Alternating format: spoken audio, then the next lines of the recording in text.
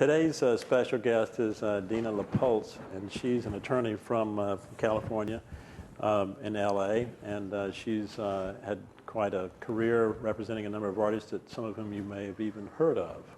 And so please welcome Dina LaPolt.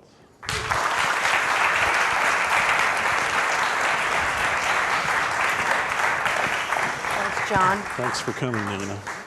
So you came in town for the Jazz Fest too, I guess? Huh? No, actually, I didn't. But wow, what a treat. You didn't go to Jazz Fest? No, see, I'm a lawyer. I don't get to get out. No, Oh, I'm just kidding.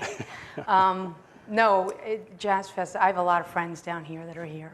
So do you come here often? Yeah, I come here actually every August. You know, there's a music business conference here. The Cutting Edge Music Business Conference. It's amazing. All day long there's music business panels, and so I usually moderate a panel or two every summer, and I transport people from LA, Nashville, New York. Oh, yeah. Yeah, you should do a panel, John. Oh, but Eric, he keeps calling me and asking me about You that. got it, Eric, right. You have to do one. You'd be great. I'm going to put you on a panel. That's it. I'm signing you up. You're in. August 12th. Right, you guys? Oh, yeah, That's right. You're in. I'm going to hold you to it. They're home having fun. You want me to come back for this? That's summer, right. Okay. You're going to come. It's August 23rd. So you guys are going to come and see him on August the panel. 23rd. Yeah. Well, what were we talking about? Oh, we're talking. Oh, there's people here. I forgot. So tell us about your career. How did you get from law school into entertainment law? That's what you do primarily, right? All entertainment law. Yeah. Well, specifically, I'm in the music industry. The music industry is like the Roach Motel. Once you check in, you don't check out. And I was a recording artist. When I was 13, I was in a band. And I spent 10 years of my life living in a van, touring the country. I know how to make macaroni and cheese powered by a hot plate on a cigarette with a cigarette lighter with powdered milk. You know, I was a musician, and then I became a concert promoter. I became a talent buyer. I was a personal manager, and law school was just the next step. I mean, there was one thing in my career that was always consistent, no matter what I did in the music industry, and that's that the lawyer always gets paid. I've heard that. So, I mean, even if, you know, I didn't make a ton of money on a show, the lawyer had to get paid. If the record didn't sell, the lawyer still got paid to negotiate the deal. You know, and I was also approaching 30 years old, and health insurance became very important to me. So you went to law school after you did your musician thing? Yeah. Were you a singer or a player? Or I'm a guitar player and I sing. My undergrad degree is in music. Really? Yeah. And then it took me like 7 years to get my bachelor's because I was also a touring musician. Excuse me. So. Well, but what made you think to go to law school after being on the road for a while? Well, if someone told me I was going to go to law school 20 years ago, I would say they're crazy. You know, there's no, you know, I mean, please, I had the best bong in the house, you know what I mean? I wasn't going to law school. You're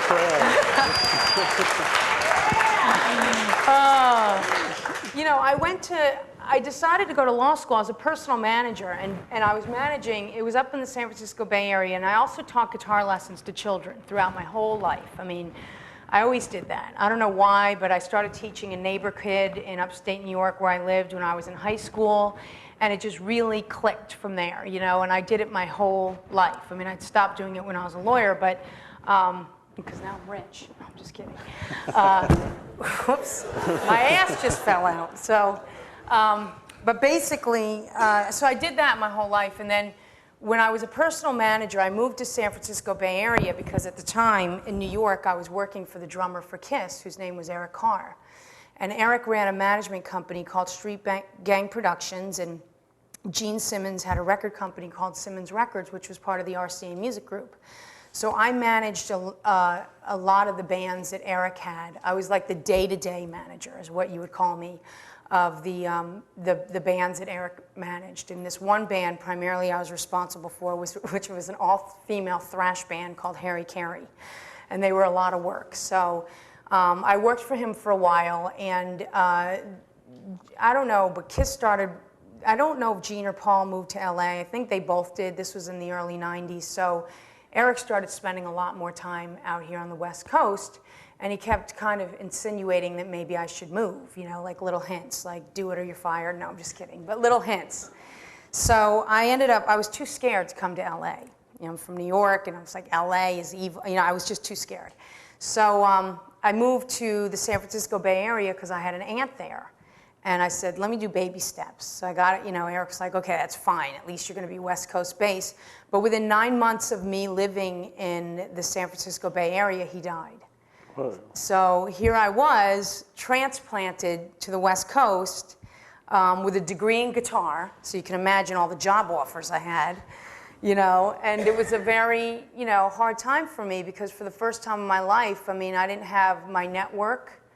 You know, I wasn't in a band. I mean, you know, and I was living with my aunt, and so it was hard, and I had to do some soul searching. So I started teaching guitar lessons again, and I also got a job selling crappy magazines to poor people who didn't have any money. It was a dark, dark time, but I started promoting concerts in the San Francisco Bay Area, and I started doing like punk nights.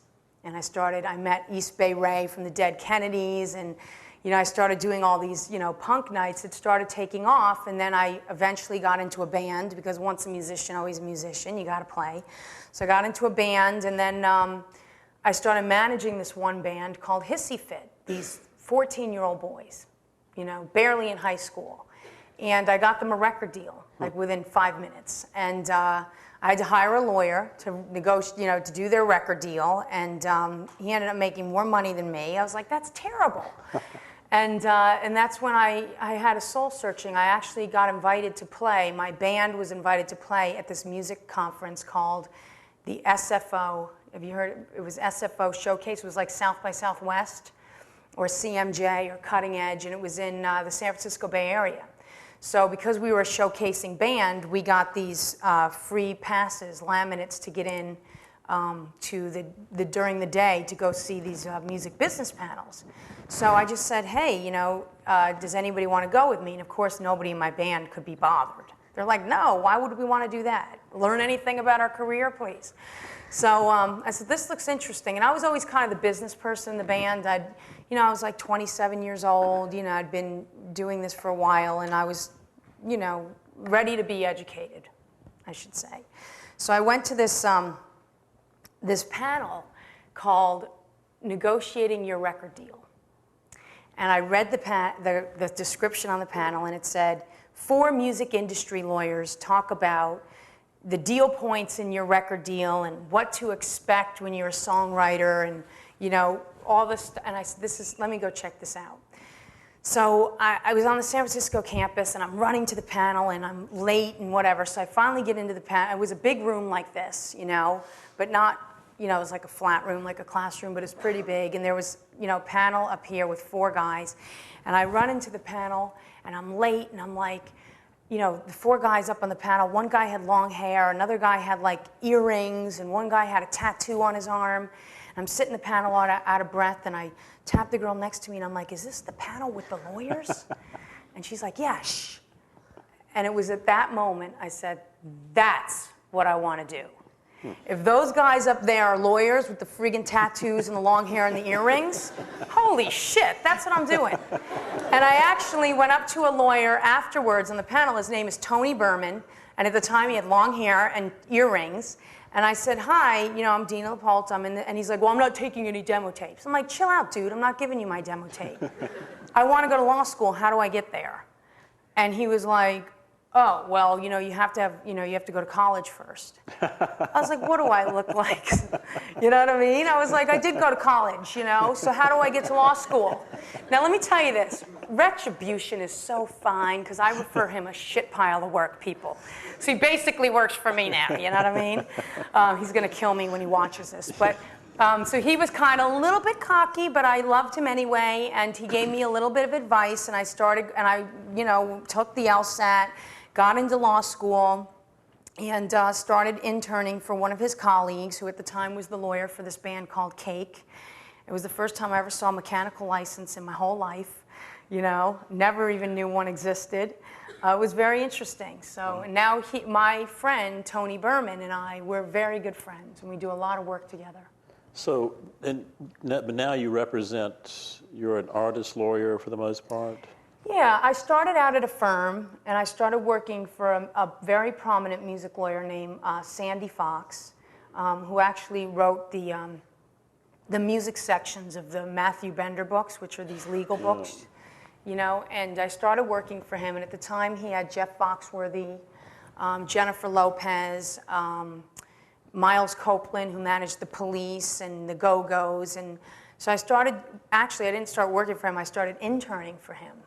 And, you know, I learned the ropes because whatever you do in the music industry, you're going to work for free in the beginning. It doesn't matter. Whether you're an artist, a publicist, an A&R person, you know, a music manager, a business manager, a music lawyer, it doesn't matter. You got to get in, you got to break in, and it's all networking and contacts. So I started interning for him until I learned the ropes. Eventually he started paying me, and it just kind of took off. So right now, you're a sole practitioner? Well, I have my own firm, but I have 9 people that work for me. So there's 3 lawyers and 6 of us. Well, that's a pretty accelerated pace you're setting there. Yeah, yeah. You know, I do. Yeah, I've been very fortunate. Very early on in my legal career, one of the firm's clients was Tupac's mother. Tupac had just been shot, and he died in September 1996. And the firm got her as a client in August of '98. And actually, they got her before that. It was like May or June of '98. It was about 6 months after he had passed away. And I was working on that client. But then I finally met her. I met Afeni Shakur in court one day on a fee petition hearing because the estate was tied up in probate because Tupac did not die with a will. So if you don't have a will, you die what they call intestate, where everything is kind of held up and you have to go to court, and it's just a nightmare. So I met her for the first time my whole life, August 1998, and we got along very well, very quickly. And, you know, I was still at that firm for 3 years. You know, but she pretty much, I was her person.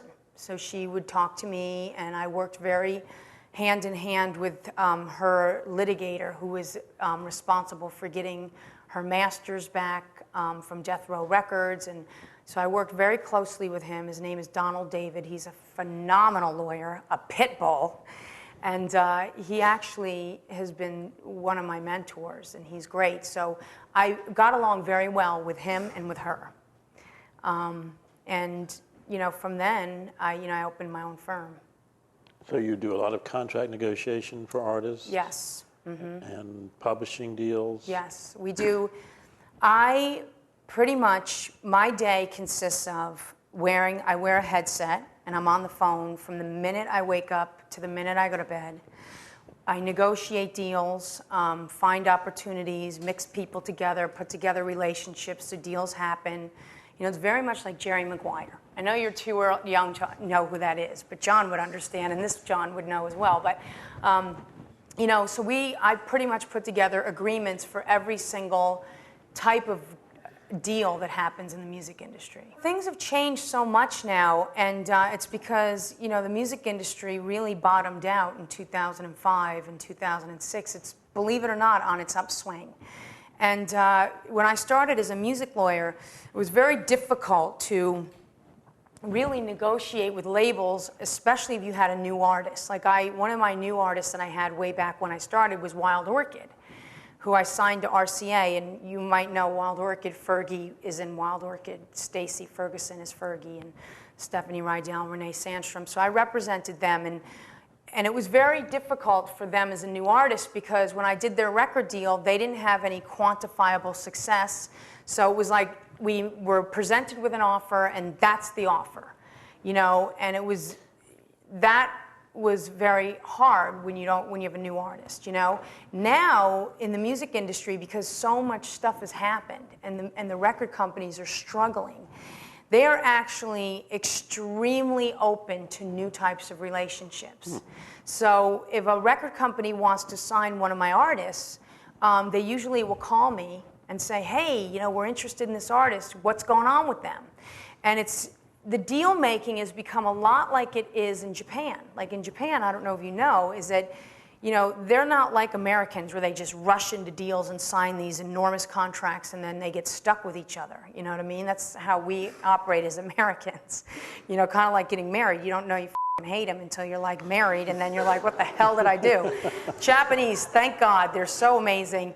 They actually do this thing where they actually really get to know the person or the entity that they're contracting with. So they're really sure when they want to do deals with you. And it's become that way in the music industry. It's very refreshing. So it's now when a label or a publisher wants to sign one of my artists, it's not like a done deal. It's like a series of like getting to know you, the artist, the business team.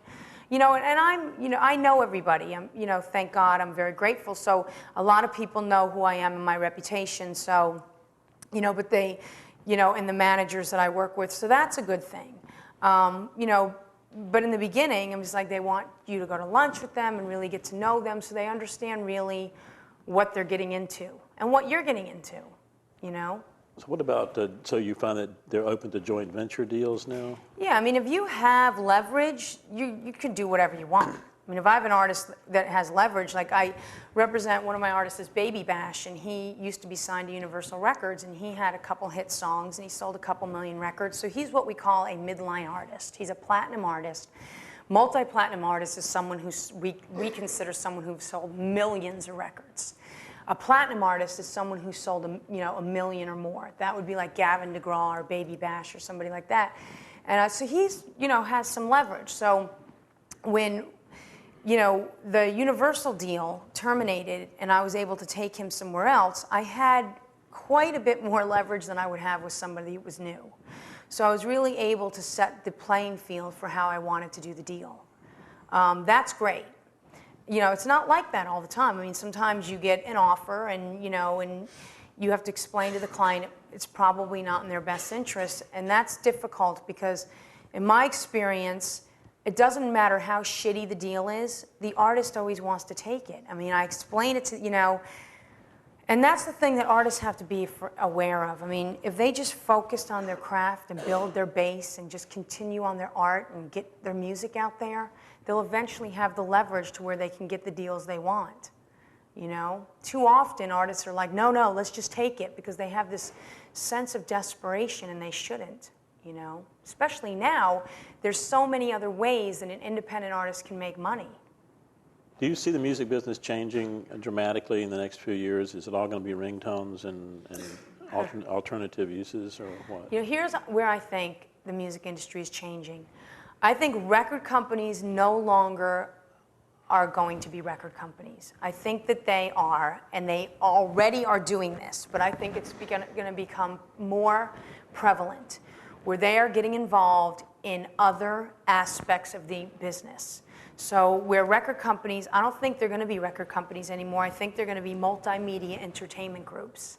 You know, they're hiring, you know, agents. You know, I know some record companies that have a touring division that now, you know, some of them are, you know, signing up their recording artists to be their, you know, touring people. And there's record companies that are hiring like really seasoned merchandising people, and they're building in merchandising in their deals. There's record companies that are hiring, you know, seasoned music publishers. You know, so I think they're getting, oh, and then there's also record companies that are hiring executives that have fantastic relationships with casting directors and producers and directors, and they're hiring these executives. So in the contracts, you're going to see that, you know, they're no longer going to be just for records. They're going to be for acting. They're going to be for merchandising. They're going to be, I mean, I think we can always separate out music publishing, because I have a real big problem with a record company signing up publishing. You know, not just because, I mean, publishing, to collect money and license, you know, songs and administer the copyright is one part of the job. But another part of the job, which a really great music publishing company can help you with, is that they help you, you know, they put you together with other songwriters on their roster.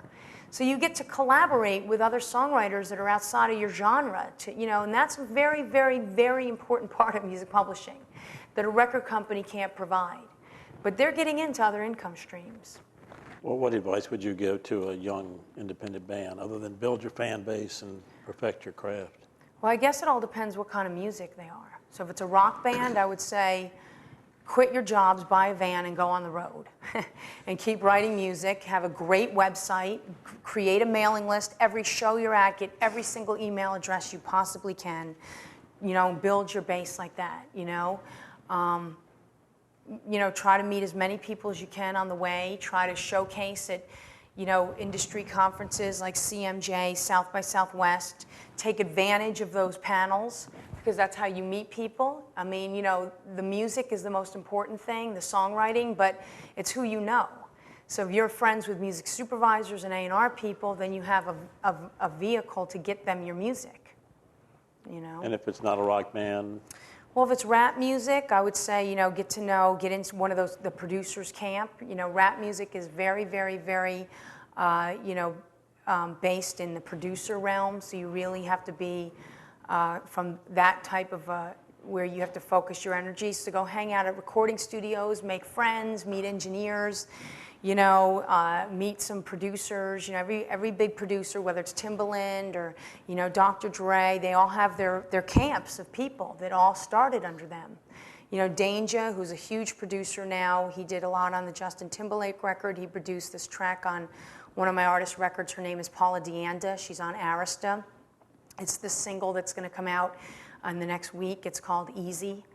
And he produced that track, and he started with Timbaland. He's been Timbaland's, like, you know, engineer slash, you know, track guy for a long time. You know. How does a young artist or a young band evaluate an opportunity like a publishing deal or a recording contract? What should they look for? Or should they just get a lawyer and let it go with that? Yeah, they need to get a good lawyer. You know, because I mean, you can't evaluate a deal if you don't have, if you're looking at it in a vacuum. Like, in my perspective, I'm primarily, even though my firm does film, television, book publishing, I'm primarily a music lawyer. And I see every single deal relating to the music industry every day. Whether it's an endorsement deal for Candy Shoes, it's a deal for the Much Music TV show, it's whatever, it's the new Bratz movie, it's the music, it's this, it's that, it's a publishing deal, it's a new artist deal, it's a joint. I see every single deal. And I work on a lot of artists, from baby band artists to huge multi-gazillion platinum artists like Tupac. So I see the infinite possibilities as well as the bottom of the barrel. And I see it. So when a new artist or any artist has any type of agreement, you know, I think a music lawyer has that most knowledge to present to them that, you know, what kind of deal this is. You know, because we're at the top of the tree. We see everything. Well, we were talking earlier, just for a minute, about the the sound exchange issues of the day.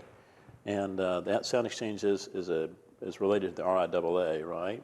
No, Sound Exchange started, it was subsidized by the RIAA because they didn't have any money, but they're completely independent and separate. And let me explain to you about Sound Exchange. In America, we do not pay a public performance royalty for sound recordings for terrestrial radio, unlike other developed countries in the world. Let me explain this. In Germany and France and England, when your song is played on the radio, you get paid, okay? In America, the only person that gets paid when their song is played on the radio is the songwriter and their publishers. So that's very different from everywhere else in the world. So for instance, if John here is in a band and he's singing a song that I wrote, but he's a huge artist and he made my song famous because he's a huge artist and he did my song. If this song is #1 on the Billboard Top 100, you know, it's a top 5 record in radio in America, he doesn't get paid a penny. I get paid, he doesn't get paid a penny. It's really unfair because in America, you know, we don't recognize in our Copyright Act the public performance royalty for the sound recording, only for the musical composition. Now, in 1995, Bill Clinton, okay, signed into law the Digital Millennium Copyright Act, which basically recognized the public performance royalty for digital recordings only. So in the event there's webcasters or there's internet radio, finally the recording artist is able to get paid. And so is the owners of the master recording. So let me tell you how that works. What's the big radio station here, the big pop station? Does anybody know? What is it? Q93. Okay, so we have a Kelly Clarkson song playing here at Q93, and Kelly didn't write the song. She doesn't make any money, and neither does her record company, just the person that wrote the song.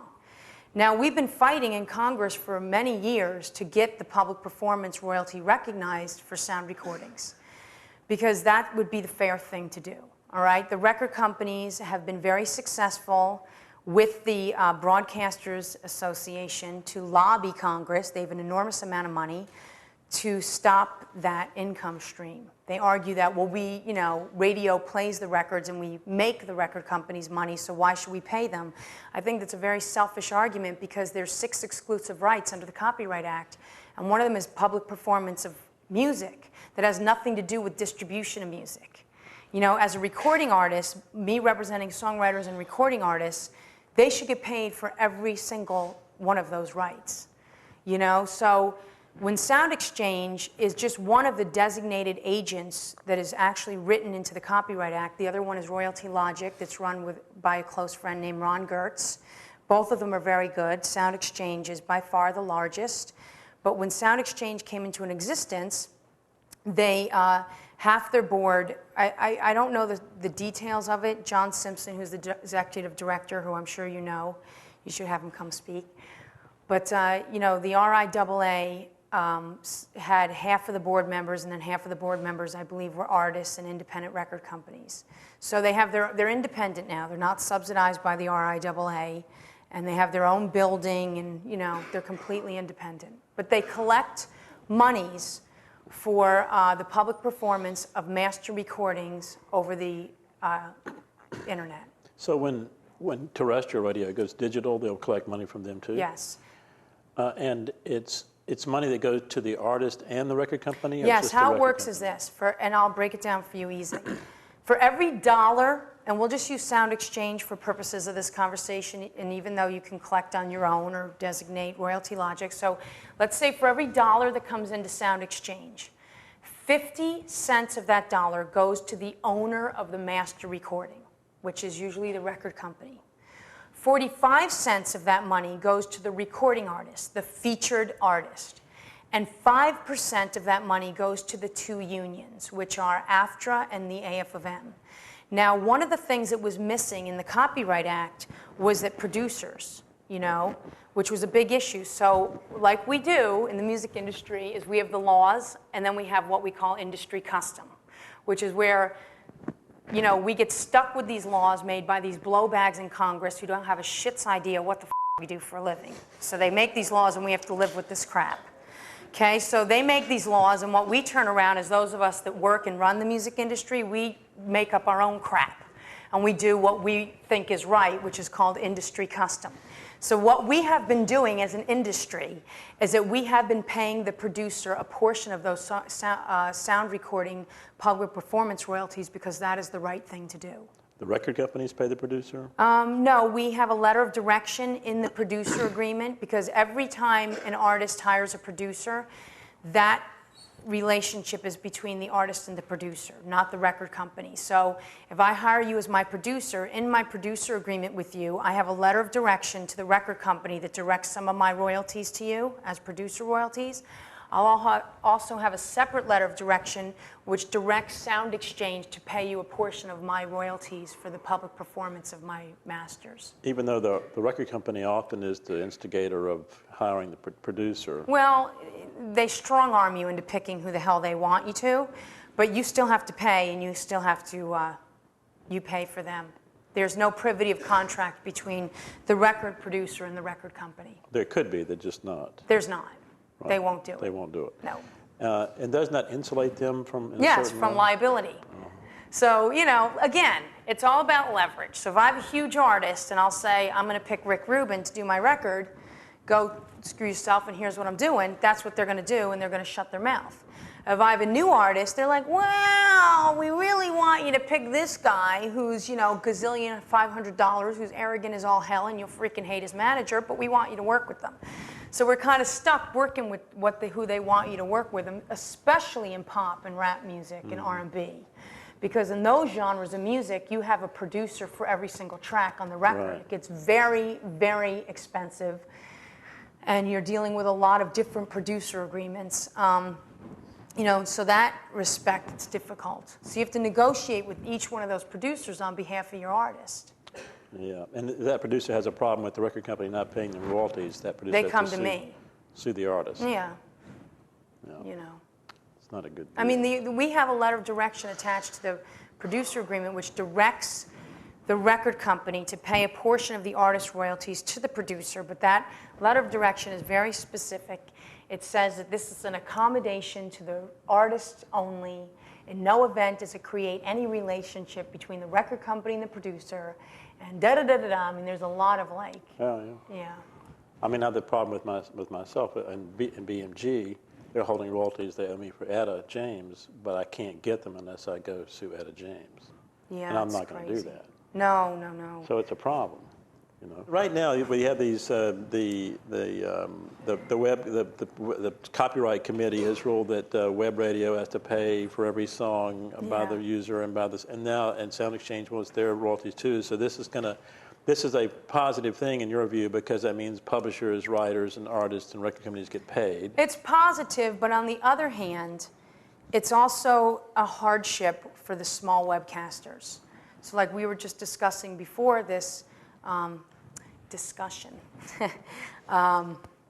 you know, if you're, you know, a webcaster, metal mistress streaming your favorite Joan Jett songs on a Saturday night, you know, when you're on ecstasy having some fun, you know, you can't do that anymore. You know, you got to pay. They're going to come after you. And in a way that, you know, I understand that, you know, listen, I want my artists to get paid, you know, but I also need to be able to say on behalf of my artists that we don't want to get paid. So, you know what I mean? Like, for instance, if an artist says, listen, I want to waive my rights to the public performance of my sound recordings so, you know, my music can just get out there, you know, that's an issue. It's going to be an issue. I mean, the curse of the artist is anonymity, right? If nobody knows who you are, then you have no That's career. Right. So how are they going to know if you don't? It's a catch-22. You know, I always say this, you know, I have new artists that say, call me up and they say, oh my God, I'm flipping out. My song's being streamed all over the internet and it's on MySpace and everybody's done a video to me on YouTube. I say, great, fantastic. Get their addresses, put them on your email address. And they flip out. And I'm like, listen, you know, you're not Aerosmith. You know what I mean? It's like, when you get to be that level, you know, then, you know, you are able to say who should or should not listen to music. But when you're new, it's so important to get your music out there so people know who you are. And, you know, I have fights with my colleagues on this, you know, because I come from being a musician. And I come from being a manager, and I come from being a talent buyer. So I come from the creative end. And if I, you know, listen, you know, I know what it's like to be an artist who's obscure that no one knows about. And it's painful, you know? And if I had the internet back when I was an artist and people were sending my music all over for free, I'd be so happy. You know what I mean? And I have fights with my colleagues on this because as a lawyer, I tend to focus on the portions of the agreements that tend to create my artist career rather than focus the portions on the agreement that mean absolutely nothing unless a career is created. Like, why the hell are you going to spend 15 million hours negotiating the royalty provision of this freaking recording contract when your artist has sold one record? Makes no sense. Makes no sense. I mean, yeah, I do the best job I can, but I'm not going to haggle over these issues that make no sense. Because as we do in an industry, once your artist becomes really successful, we renegotiate everything anyway. It's a breathing document, you know what I mean? This industry is based on relationships. And if you have a relationship with somebody and a relationship with that company, it really doesn't matter what the agreement says. When you have to refer back to the agreement, the relationship is in the dumper, okay? When you have to go back and look at your agreement, then the parties are having a problem. You know, when the relationship works, you never have to look at the contract, ever. Do you have a philosophical problem with the fact that an artist contract is generally a work-for-hire agreement? You know what? I don't care, because here's the thing. Record companies have to spend millions of dollars making someone famous. So if I can craft that relationship in such a way that they assume all the risk and we don't assume anything except a block of our time, and I can force them to do things like release my records, pay me if they don't release my records, a full mechanical royalty, so they pay me the statutory rate for my songwriting, irrespective of how many records I sell. If I can get those things, I don't give a shit what it is. So the control composition clause is, Yeah. is an issue. Yeah, and when my artist becomes famous, I renegotiate everything anyway. I mean, my goal is to make, because we are a celebrity-based industry, okay? So my goal is to help assist whoever wants to get into bed with my artist to help make them a celebrity. I need to make my artist successful. And at the same time, I try to protect as many rights as I possibly can, try not to give up as many approvals as I possibly can, you know, along the way. What rights would you reserve? Well, you know, putting my client's music in porn doesn't actually work for anybody, you know, so... You know, I mean, it all depends. Everybody's different, you know. Your artist, every single artist is because, you know, the nature of what I do, I'm working with creative people all day long, and they're all crazy, and they're all different, and they all have different things that mean different things, you know what I mean? Some people don't care about, you know, where their music shows up. Some people are very, very, very particular. I represent a lesbian artist who's very, very particular, you know, that her music is not used in any type of, you know, scene in a film where there's any kind of misogyny, any type of violence against women in that particular scene where her song is going to be used. You know, she's like a hardcore punk artist, so that it actually, you know, the instrumentation of that music actually goes and, you know, can actually work in violent scenes, but she's very much against it. That's her issue. You know, I have another artist who's a recovering heroin addict, and he doesn't want his music to be used in any scene depicting drugs or alcohol. He's been in AA for 25 years, and that's a deal breaker no matter how much money it is. You know, I mean, I've had offers from Heineken, from Coors, because he wrote this really catchy song, and it's pretty well known, and they always want to use it to pimp beer. I don't know why, but he's like, no, no, no, no, no, no. Call me when I relapse. So you know he says. He's cute. So is this just a right of approval, or Yeah. are you a general blanket right? No, it's a, you know, you can't get a blanket approval. So you put specific things. Unless you're Madonna, Tupac, Bruce Springsteen, you know, you can't get blanket approvals. You know, but you can, that's why when you're negotiating, what's really important is the relationship between yourself and your artist. If I really know my artist as a person, then I know what's going to be important to that artist, and I can fight.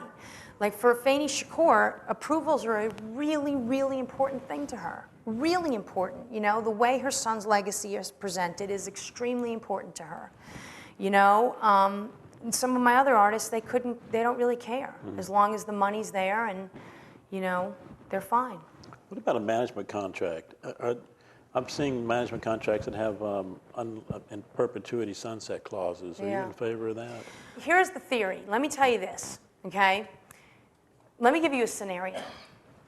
And I'll take two. If you're a manager and you're a very important manager, and you find an artist who's new, that doesn't, you know, have any record sales, just has a great, you know, following, a local, regional following, but is not really known. And that manager is very powerful and says, I believe in you and I believe in your music. And through my relationships and my other artists on my roster, I think that I could really make you something. You know, and that artist, that manager enters into an agreement with that artist. Now, let's pretend over a period of 7 years, that artist becomes extremely successful, where they've sold 10 million records, they're in film and TV, and it all because of this manager introducing to this artist to different, you know, got him signed to a record company, got him, you know, he had a good music lawyer, did all this stuff, you know, really, really was responsible for getting that artist noticed and getting that music into the right hands and opening up doors for that artist to be, you know, an actor or whatever. You know, so now the artist decides, look, I want, you know, now that I'm big and successful, I'm going to go my own way. You know, I think that my personal feeling is that I feel like that manager does deserve some kind of compensation for the stuff that that manager helped do during that artist's career. Do I think it should be in perpetuity? No, I do not. We call it a sunset clause for a reason, because it's supposed to sunset. The sun sets, okay, doesn't continually stay up there and shine forever. It's got to set somewhere, you know what I mean? And that's why I think it should definitely time out. So for sunset clauses, I believe that there should be some kind of compensation for the manager, but it should time out over a period of time. And incidentally, in a management agreement, that is the most negotiated part of the management agreement. That is the most highly negotiated part of the deal. And I'll tell you another little tidbit. Most of the biggest managers in our country with the biggest artists don't even have a management agreement. They just have a handshake deal, you know? Because if the relationship works, it works. But it doesn't work, it doesn't work. When it's over, then they're not getting any more money. Yeah, I mean, theoretically, in the beginning, I think the managers have a management agreement that sets the foundation for how things should move forward. But, you know, I know managers and their contracts have since run out and they're not renegotiated. They're just there and they're of yesteryear and the relationship just works. Do you have a favorite record company? Oh, God, I hate them all. I hate them all. You know, I'll tell you this. You know, I have a lot of very close friends that work at record companies, and it's funny because, you know, I have bigger balls than most men I know, all right? And that's kind of like my reputation. That's a big surprise. I do with a smile, all right? But, you know, a lot of the record company executives, I fight with them all day long, and then I'll go to lunch with them when they're in town. I mean, you know, you become friends with people. You know, you become friends with people because it's a small industry. You know, I work really hard to protect my artists' rights, and I fight really hard for what my artists want. I don't always win, but I think I always do an effective job where I can, you know, pave the way for what I am going to get in the future once their career is created.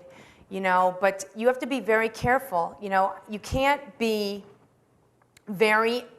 go to a record company and be adversarial. It's not going to work.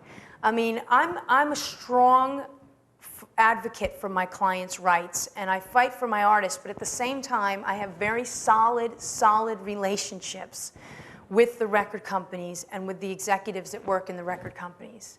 That's important, you know, because if I was just an asshole, they wouldn't want to deal with me. But I'm not. I mean, I'll be like, hey, what's up? You know, it was a great time last night. It was really hot. Yeah, we had so much fun, you know. Da-da-da-da. All right, listen, I'm not doing this because this, and this, and that's what's important to me, so da-da-da-da. You know, so it's always important that you have to work on those relationships, because if I have to be a ball buster, you know, if I have to, which I'm not all the time, you know what I mean? But if I have to, then they're going to let me because they respect me enough to know that I have to. You know what I mean? So it's really important that, you know, to work on those relationships so you don't isolate people. You can't alienate people because you don't do justice for your artist. I think that while you're in law school, you have to intern for a music lawyer. It is essential because no matter what, you're going to work for free. So you might as well work for free when you're in law school. Now, even though I had a lot of experience in the music industry by the time I became a music lawyer, and I thought, you know, hey, I got it made, you know what I mean? I worked my whole life in the music industry. I'm going to get a job in a minute. Well, that's not the case. Because even though I worked my whole life in the music industry, I worked more on the creative end and on the marketing end. I didn't know anything about the agreements, the deal points, the Copyright Act, mechanical licensing. I knew nothing. So nobody wants to train you, because the field is so competitive, so competitive. I mean, I have a lawyer that answers my phones part-time just to break in the door, you know? She's a lawyer, she's trying to find a job, but, you know, I said, I have an opening as a receptionist, so you could do that for a while. She's the best receptionist I ever had, because she wants to be there. You know, she wants to be there, and she makes it, she, finds time. She tries to read as many agreements as she can. She asks me if she can ask questions, comes in early to try to spend half an hour with me and the other lawyers in my office, asking them about, deal points or agreements, and she's very happy to be there, and that's what happened with me. When I became a lawyer, I couldn't find a job. And I started working for Sandy Fox, and I didn't know my ass from my elbow, so I actually, worked for him for free. So if you're going to go to law school and then intern for a music lawyer while you're there, so you can learn stuff. Hey, do you guys all know how lawyers get paid in the music industry? You guys know this? There's a couple of different ways. There's a percentage, there's an hourly, and then there's something we call like a flat retainer. So very often, like new artists who, because I'm a musician myself, because I have that emotional connection to a musician, I always want artists to succeed. If you, say, Charlie, brought me a management agreement, I would maybe, depending if I liked you or not, and definitely if I liked your music, that's a big factor for me. If I liked your music, I probably would either do your management agreement for free, or I would do your management for a flat fee. So I might say for $500 flat or for $750 flat, we'll negotiate your management agreement. If I represent a big client, like, someone who has a lot of work, and it's a lot of work, and it's various stuff, we probably will take that client on a commission. And entertainment lawyers typically get 5% commission. 5% of gross incomes paid for all income derived from them as an entertainer. Sometimes we'll do hourly. We represent some producers who don't have one set music lawyer. They use different people. I don't know why, but that's just the way a lot of producers do it, and we usually charge hourly for that. In my experience, there's two types of music lawyers. There's music lawyers that were musicians, which, believe it or not, there's a lot of them. And then there's music lawyers that just got into the field because they were lucky. And those guys tend to be the old school guys. And, I think that if you can get a music lawyer on board at the, in an early stage, it would probably be good for you. The problem is that they're very, very busy, and I'm always looking for new artists, but because I'm so busy, it takes me forever to listen to something. Not because I don't want to, but because I'm so busy. I mean, I've got multiple albums being released by a lot of clients, and they're having me listen to their material. So we could pick songs for the album or the show, and it's a lot of work. So, you just got to keep trying, and I think that you should isolate the type of lawyer you want. That's important because there's different people, you have to know what you want. I've had some clients that left me over the years because I was very different from what they needed. I am a very vocal person. I could be a hard ass. I'm kind of glitzy, I try to, do a lot of music industry events. I go to the Grammys. I do a lot of stuff. I come here. I talk. I try to give back to my industry. A lot of clients don't want that in their lawyer. They want their lawyer to keep their damn mouth shut and to just, answer their questions when they call and not to be that involved in their career. I'm not that type of lawyer. You know what I mean? I've had clients that, wanted a lawyer who was more demure, that they didn't necessarily, were not involved in a lot of aspects of their artist career. So if you want a lawyer that's like that, that wouldn't be me. On the other hand, if you want a lawyer who tends to be a bit of a control freak, and is involved in a lot of aspects of their artist career just because I care and I'm extremely passionate about what I do, then that would be more in the line of someone like me. So I think the first thing is, like any business, getting educated in the business. I mean, whether you're opening up a corner store on, the corner of Canal and whatever, or whether you're a musician or an A&R person or a songwriter, you need to know your business. So you need to know who you're dealing with, you know, who the different types of lawyers are, who their client base is. You know, same as record companies. When you're sending your music to record companies, you don't want to send your dance electronica CD to, like, you know, the, you know, death metal label. You know, you need to know who you're dealing with and how they work. Go to the internet. I mean, the internet's amazing. You know, I'll tell you this. Go to the internet, you know, and pull up music lawyers, see what comes up. If you know some music lawyers, and listen, I love the internet because people talk a lot of shit, and it's so great to get someone, they get me on the phone, they're like, yeah, I'm in this band, I've sold 500,000 As they're yapping to me, I'm typing their name in Google. You know what I mean? And I see they got 3 MySpace friends, and their website's done by Aunt Mary. You know what I mean? I'm like, thanks, gotta go, click. You know, so if you know any music lawyers, type their name in Google. If you hear their names, look on the back of the CD. Here's a perfect example. You know, to find out music lawyers, who they are, go buy your favorite, or look your favorite artist CDs, look in the liner notes and see who their managers are and who their lawyers are. And then type their names into Google, see if they have a website. See if they have a presence, and then you can kind of get to know people. That's a good way. You know, also the trades are amazing. I know Billboard is really expensive, but there's a magazine called Music Connection out of LA. It's like $35 a year. It comes every single month. It's amazing. Every year they do the annual music lawyers issue where they list, like, you know, 50 music lawyers in the music law firms. They also do an annual music managers issue where they list all these managers. They do an annual publishers, you know, issue. All while they're reporting new signings and all this and that. You guys should go to musicconnection.com and all sign up. It's a very good trade. I think with that, we're done for the evening, so please thank Dina LaPolt. Thanks, John. Did I do okay? That was good.